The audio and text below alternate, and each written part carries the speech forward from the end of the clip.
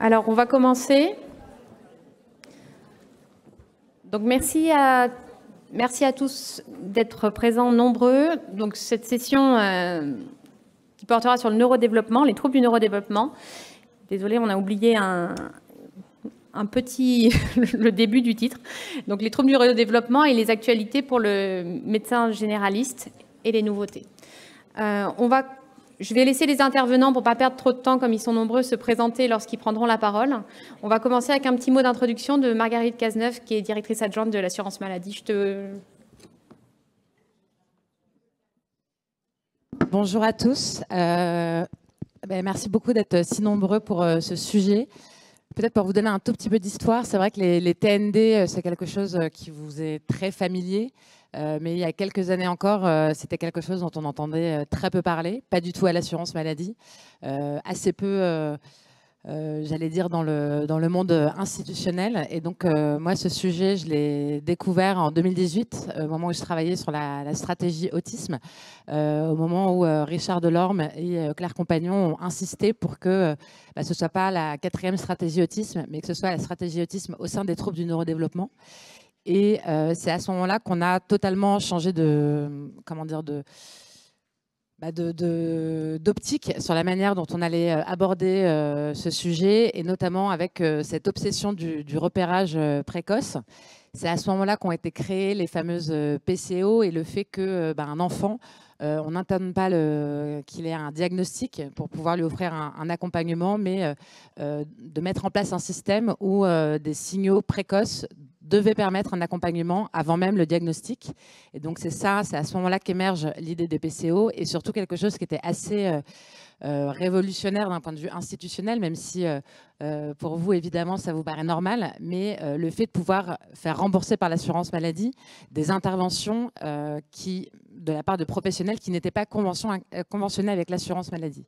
Et donc, en fait, jusqu'à présent, les psychomotriciens, les ergothérapeutes, à part en établissement, à part dans les PMI, à part, ça n'existait pas qu'ils puissent intervenir de manière remboursée par l'assurance maladie. Donc ça a été un premier combat et une première victoire.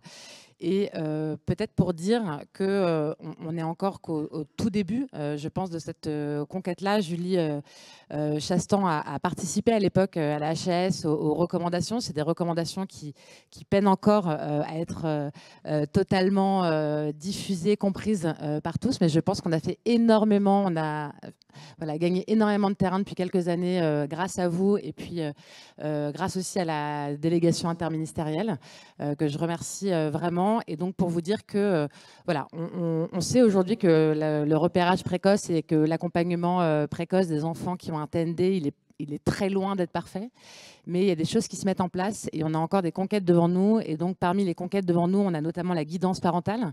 Alors, ça paraît rien, mais c'est vrai que la guidance parentale aujourd'hui, c'est une intervention qui n'est pas remboursée par l'assurance maladie, qui n'existe pas dans la loi. Et donc, ça fait 2 ans déjà qu'on demande à l'assurance maladie que ça puisse intervenir dans la prise en charge des enfants.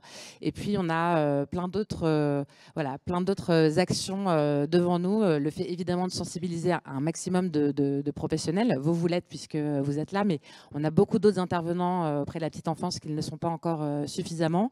On a besoin des orthophonistes. On va y revenir. Ils sont très peu nombreux et je sais que pour vous, c'est très compliqué quand vous avez un enfant, que vous savez que vous devez adresser un orthophoniste et que vous ne trouvez pas d'orthophoniste. Donc, on a plein de choses à mettre en place, à la fois en termes d'organisation des soins, en termes de compréhension aussi par le grand public, l'éducation nationale, les professionnels de la petite enfance, de ce que sont les TND.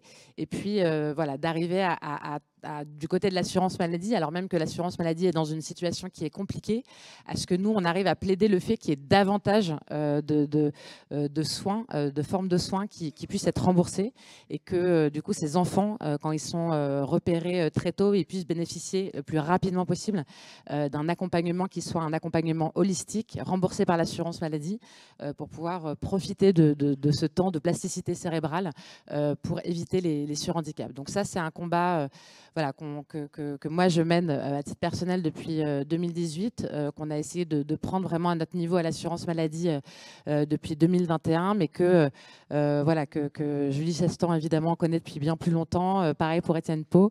Et voilà, je crois que tous ensemble, en tout cas, on a une communauté de gens très motivés, très convaincus.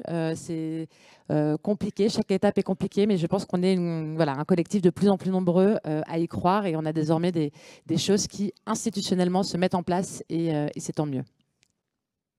Merci beaucoup, Marguerite. Je ne me suis pas présentée, hein. Je suis désolée, je m'appelle Julie Chastan, Marguerite m'a présentée du coup. Je suis médecin généraliste dans le Val-de-Marne, enseignante à Sorbonne Université et vice-présidente du Collège de médecine générale. Je vais passer la parole à Étienne Pau, puisque nous avons la chance d'accueillir le délégué interministériel, ministre, je ne sais pas ton titre exact, délégué interministériel au handicap. C'est très long, on te pardonne, Julie. Je vais te laisser te présenter, qui va nous parler du livret de repérage. Très bien, merci beaucoup. Bonjour à toutes et tous. Donc voilà, chers consoeurs, chers confrères, parce que je suis médecin de formation, et auparavant, avant d'être nommé délégué interministériel en 2023, j'étais médecin dans des établissements et services médico-sociaux qui accompagnaient des personnes autistes sévères avec troubles du développement intellectuel. Je voulais vous rappeler en quelques mots quels étaient les enjeux autour de la stratégie nationale pour les troubles du neurodéveloppement, qui a été voulu par le président de la République et qui englobe, vous le savez, autisme, trouble 10, on dit maintenant trouble spécifique du langage et des apprentissages, trouble déficit de l'attention avec ou sans hyperactivité, trouble du développement intellectuel. La réalité, c'est que cette stratégie, dans sa définition, elle est assez restrictive, parce que dans les troubles du neurodéveloppement, on pourrait englober beaucoup d'autres choses. Et je voulais le dire ici aussi avec un peu de lucidité. Je suis fréquemment interpellé sur la place des paralysies cérébrales, la place du syndrome d'alcoolisation fœtale, qui est aussi considéré comme un trouble du neurodéveloppement à juste titre, la place aussi des maladies psychiatriques d'apparition très précoce qui impactent les trajectoires neurodéveloppementales. Ça pourrait intégrer la définition d'un trouble du neurodéveloppement. C'est pour ça que j'ai souhaité, à mon arrivée en tant que délégué, qu'on ne fasse pas de délimitation beaucoup trop rigide entre chaque type de trouble, et en allant plutôt sur, on va dire, un mixte entre ce qui relève du diagnostic catégoriel que vous connaissez, c'est-à-dire est-ce que je suis autiste, pas autiste, est-ce que je présente des troubles 10, pas des troubles 10, et finalement le diagnostic fonctionnel, est-ce que je suis en capacité de parler ou non, d'interagir ou non, de communiquer ou non, et c'est tout le sens des plateformes de coordination et d'orientation sur lesquelles vous avez été très moteur, vous médecins généralistes, pour adresser, et qui permettent des interventions très précoces pour des enfants qui, pour un certain nombre, n'ont même pas encore de diagnostic posé, je le rappelle. L'idée, c'est aussi de rappeler, je profite d'être avec vous, pour rappeler bien sûr l'existence de ce livret de repérage que vous voyez, que vous connaissez tous, qui permet, au moyen de checklists très rapides, d'identifier une suspicion de troubles du neurodéveloppement et donc des écarts qui peuvent justifier un adressage vers une plateforme de coordination et d'orientation. Si vous flashez ce petit QR code, et si j'ai fait les choses correctement ce matin, normalement ça vous oriente vers le guide qui est hébergé par l'assurance maladie. Et par ailleurs, ces grilles de repérage qui ont été construites avec les médecins généralistes, avec les médecins experts des troubles du neurodéveloppement, et notamment je remercie encore Julie qui a beaucoup participé à ces sujets, tout comme Stéphane et Virginie, ça vous permet d'adresser facilement, sans perdre de temps en consultation, et ça a intégré le carnet de santé depuis le 1er janvier 2025. Alors vous n'allez pas tout de suite le voir dans tous les carnets de santé, parce que par essence, il y a encore quelques carnets de santé qui sont en train d'être écoulés dans certains territoires, mais progressivement, ça sera beaucoup plus simple et intégré dans le carnet de santé. Ce que je souhaitais vous partager, c'était aussi tout ce que l'on peut entendre dans le champ des troubles du neurodéveloppement en ce moment. Et donc je voulais vous redire, pour qu'on puisse le partager collectivement, que l'exposition aux écrans, les méthodes éducatives ou quoi que ce soit d'autre qui est évoqué comme étant une cause environnementale de troubles du neurodéveloppement, ça n'est pas le cas. Tout simplement parce que les troubles du neurodéveloppement sont présents dès la naissance. On sait qu'il y a des facteurs de haut risque d'apparition de troubles du neurodéveloppement, qui sont des facteurs de risque anténataux, qui sont au moment de la naissance. Donc on a donc la prématurité par exemple, l'exposition à un certain nombre de toxiques pendant la période anténatale, des antécédents de troubles du neurodéveloppement dans la fratrie. Mais j'ai besoin que collectivement, on casse ces représentations que je vois encore beaucoup dans les médias qui viseraient à sous-entendre que l'exposition aux écrans serait la source de. Le sujet de l'exposition aux écrans, on a tout à fait le droit de le discuter, mais c'est un sujet sociétal. Ce n'est pas du tout un sujet spécifique des troubles du neurodéveloppement ou du trouble du spectre de l'autisme. Chacun peut s'interroger collectivement, on a tous le téléphone en permanence avec nous sur son exposition aux écrans. Mais voilà, je réinsiste là-dessus pour que l'on fasse bien les différences. Je rappelle d'ailleurs à ce titre que, vu qu'on est dans un congrès qui se veut aussi scientifique, et c'est une très bonne chose, qu'il n'y a aucun article scientifique qui met en évidence un quelconque lien de causalité entre exposition aux écrans et apparition d'un trouble du spectre de l'autisme. C'est valable aussi pour les vaccins, ça va sans dire, aucun lien. Bien sûr, je voulais repartager sur ces PCO, donc, qui, vous le savez, existent dans chaque département. Je sais que certains médecins ne connaissent pas encore l'existence de ces PCO, et c'est à nous de communiquer bien plus largement sur le sujet. Ces PCO, donc, elles concernent tous les enfants de 0 à 6 ans, et maintenant aussi progressivement les enfants de 7 à 12 ans. Et elles permettent donc, je le résume très succinctement, un accompagnement sans reste à charge, pendant 1 an renouvelable une fois, des enfants présentant une suspicion de trouble du neurodéveloppement qui sont accompagnés soit par un ergothérapeute, soit un psychomotricien, soit un psychologue. Un ou une, bien évidemment. Comment adresser à cette plateforme de coordination et d'orientation? Maintenant, vous le savez, parce que pour la 3e fois dans mon discours, je vous dis de flasher ce QR code juste au-dessus de moi, que vous allez enregistrer, bien évidemment, comme raccourci dans votre téléphone. L'enjeu, c'est qu'un enfant puisse bénéficier d'interventions les plus précoces possibles. Autrement dit, ce que je souhaite vous partager aujourd'hui, au-delà d'un discours sur une politique publique, c'est que collectivement, grâce à vous, on a gagné du temps et on a réduit la perte de chance des enfants. Et je peux vous dire que c'est drastique, parce que l'adressage des enfants vers les plateformes de coordination et d'orientation, leur âge ne cesse de baisser. Aujourd'hui, on est à une médiane de 4,5 ans, donc 4 ans et demi, sur l'adressage des enfants sur les PCO 0-6 ans. Et on devrait parvenir encore à réduire cet âge. Parce que par exemple, pour des enfants qui présentent un trouble du spectre de l'autisme, l'objectif est quand même de repérer, pour la plupart d'entre eux, si possible, le trouble avant 18 mois. Et ça, c'est encore un enjeu très fort dans notre pays. Je voulais aussi vous rappeler que c'était bien sûr une politique prioritaire du gouvernement, que nous avons aussi la nécessité de lutter contre les pratiques non conventionnelles dans le champ de l'accompagnement des troubles du neurodéveloppement. Donc je vais faire aussi encore une fois un petit peu de partage d'informations. Je tiens à vous rappeler qu'aucun complément alimentaire, quel qu'il soit, est efficace sur le trouble de déficit de l'attention avec ou sans hyperactivité, ce qui a nécessité que je fasse un rappel à certaines entreprises la semaine dernière. De la même façon que des lunettes spéciales qui seraient efficaces pour les troubles spécifiques du langage ou des apprentissages, c'est pareil, il y a un niveau de preuve qui est pour le moins largement insuffisant. La seule chose dont on est sûr, c'est que nos professionnels, et nous collectivement, on est encore insuffisamment formés dans le champ des troubles du neurodéveloppement. Et ça, c'est une responsabilité, bien sûr, nous de notre côté, pouvoir public, mais aussi avec les organismes de formation. Je souhaitais vous évoquer des initiatives très louables qui permettent aussi de faire progresser tous les enfants, qui sont aussi l'autorégulation à l'école. Pour des enfants qui présentent des troubles du neurodéveloppement, je vous le partage, parce que j'imagine que quand on est médecin, on n'a pas le temps de s'intéresser à tout ce qui existe pour ces enfants. Ça permet à des enfants présentant des troubles du neurodéveloppement parfois sévères, d'être accueillis dans une classe ordinaire avec une équipe médico-sociale qui intervient dans l'école. Et ça, c'est, je crois, un sujet qu'on partage avec Marguerite, avec l'assurance maladie, avec votre collège de médecine générale, la nécessité de faire rentrer les professionnels du soin et du médico-social dans l'école ordinaire pour mieux accompagner ces enfants, parce qu'on sait que des enfants qui présentent un trouble du neurodéveloppement grandissent mieux, progressent mieux lorsqu'ils sont accompagnés au milieu d'autres enfants qui n'ont pas nécessairement un trouble du neurodéveloppement ou un handicap d'ailleurs, quel qu'il soit. Enfin, vous dire que nous prescrivons encore trop peu le méthylphénidate. Ça aussi, c'est pour casser une représentation que l'on entend ces derniers temps. La France est très largement en dessous en termes de volume de primo-prescription, et c'est des choses qu'on vérifie très régulièrement avec l'assurance maladie sur le méthylphénidate dans le champ du TDAH.